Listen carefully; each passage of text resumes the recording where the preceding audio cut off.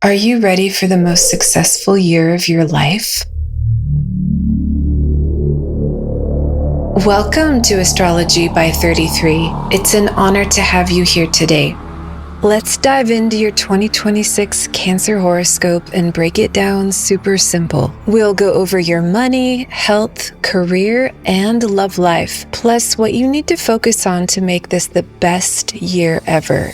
What opportunities will Cancer have in 2026? This isn't just your sun sign. This is your rising sign or your ascendant. Your rising sign sets the stage for how the stars align with your houses. This video is your 2026 roadmap to unlock your maximum potential.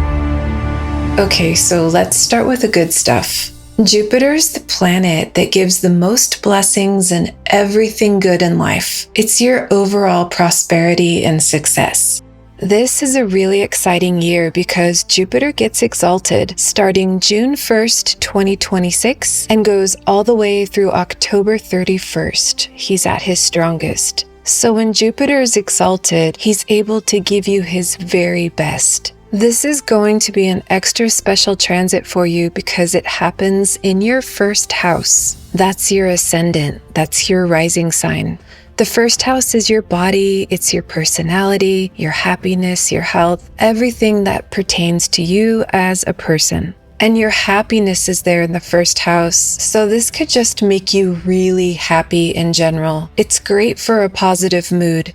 And who doesn't want to feel good? So you'll probably feel this more than most other signs because it's in your body. It can also give you good physical health. Jupiter is the guru. He's the wise teacher. He's the priest. So when he comes into your ascendant here, you may naturally gain more wisdom and understand things better. You also may enjoy studying higher subjects, or you just may want to learn and grow and expand your knowledge, and you'll feel really optimistic about it. It'll be fun to you. This is one of those once every 12 years kind of experience, literally. And there are other things going on in your chart, so let's take a look at those. Now let's move on to the other really good planet, Venus. She's the planet of love and money. Now for most of the month of March, Venus moves into your 9th house, and there she's exalted. So not only does Jupiter get exalted this year, Venus gets exalted too. So that's something to look forward to. Your 9th house is a very good house. It's known as the house of religion and the house of higher learning. Now Pisces here is the most accomplished sign, and Venus is very educated. She loves to learn and she loves books. When was the last time you read a book? Not like a novel or a fantasy, but something where you really learn something. That's what can happen here. And she's here with her best friend Saturn. And Saturn can bring discipline and structure to whatever you're doing. So you may want to set a routine or establish some kind of structure for yourself or schedule where you sit down and learn something of value. Something you've always wanted to know, something that will help your life or help others. For some people, it's going back to university. For others, it's checking out a really good book at the library. The 9th house is also the house of luck, so it could just be a time when you get really lucky and fortunate. It's your family, your overall wealth, your vehicles, all the good things in life that make you comfortable. That's the 9th house too. From April 19 through May 13, Venus moves into Taurus into your 11th house of gains. So if you're interested in money this year and making extra money, this is a great time for that. The only thing to keep in mind is to stay structured and disciplined and a bit conservative in your approach because you do have a Saturn aspect on her here, but Saturn is best friends with Venus, so it can be a very good energy if you're careful. Then Venus moves into your 12th house on May 13 and stays there to June 8. This is a beautiful position for her, and she has absolutely no bad aspect on her from Mars or Saturn. And she's there with the best planet of blessings, Jupiter, who's just about to go exalted, and Mercury. The 12th house is the house of spiritual liberation, and Jupiter is the guru and the priest, so there's a lot of spiritual energy here. You may find a new love for your spiritual practice, the thing you do when no one's looking. It's your private prayer life. It's your alone time with God. Mercury is there too, and that can promote communication with the divine. The 12th house is also the house of foreign lands or out of state, so if you want to get away and go somewhere far, far away, this energy also supports that, and it looks like it's going to be a fantastic trip.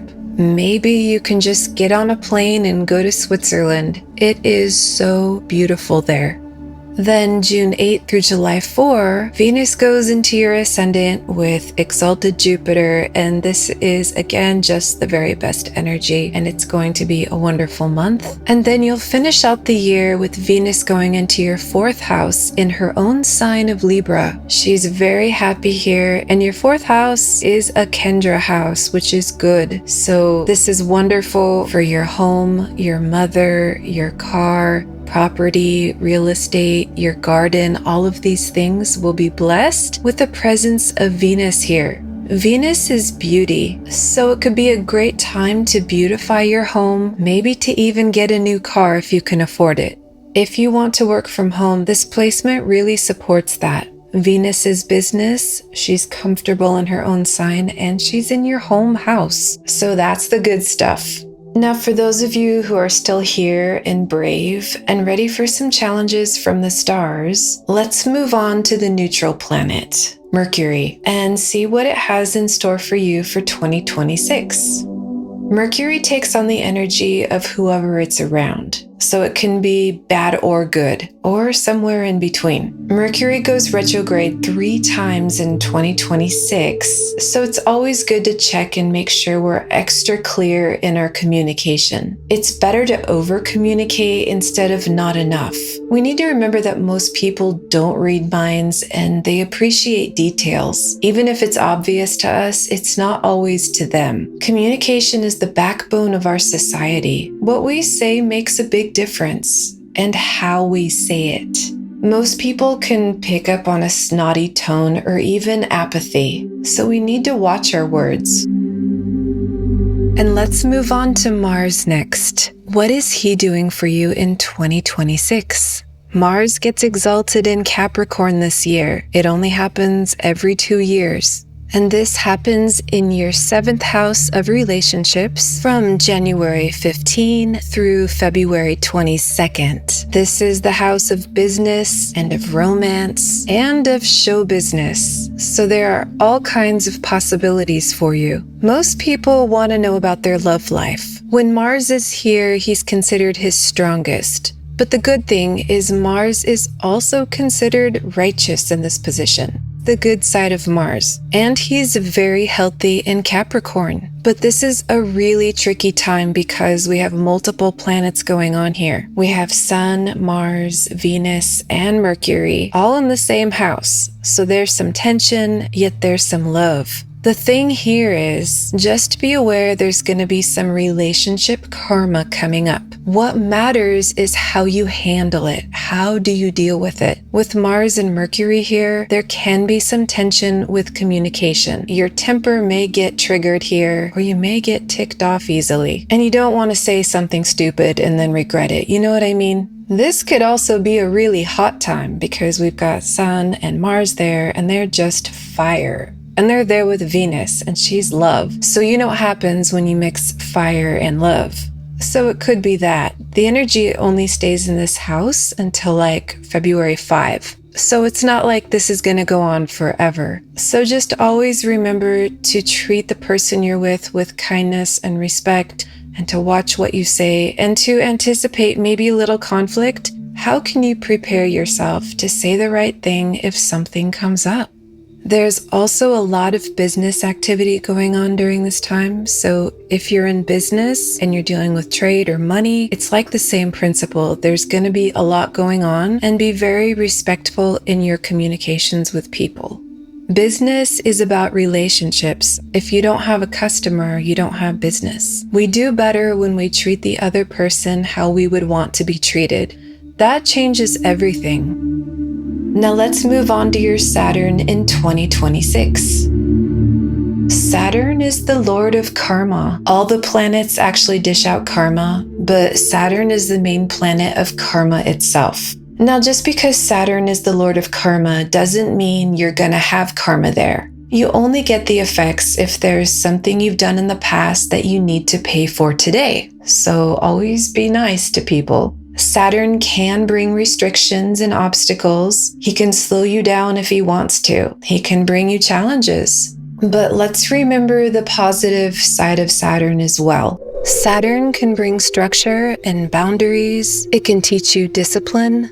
If you're a religious person, Saturn here can make you really look at what you believe, and it may cause you to question things. It may encourage you to seek evidence for the things you believe in, whether it's something you learned, whether it's your religion, whether it's a widely accepted fact that, well, maybe it's not a fact. Saturn encourages everything in this house, but it can impose boundaries and structure. Are the things that I believe in helpful? Do they help others? In astrology, Saturn is the servant, and he's always focused on serving others, especially those less fortunate. Sometimes religious practices can just be about going to church, singing praises, and getting your spiritual fix for the week. But what about the hungry people outside of the church?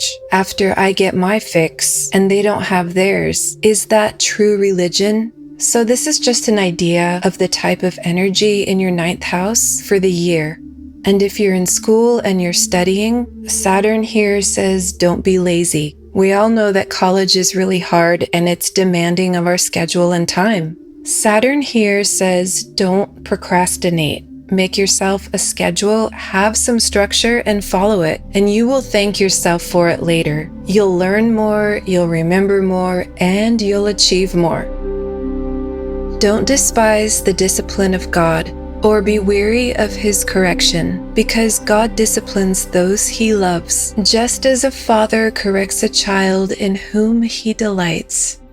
I just wanted to let you know that this video is based on the sidereal zodiac. I mostly use Vedic astrology principles for all of my astrology work. So if you follow Western astrology and you're a Cancer, that means you're probably a Gemini in Vedic astrology. So you may want to check out the Gemini rising video to see if you resonate more with that energy.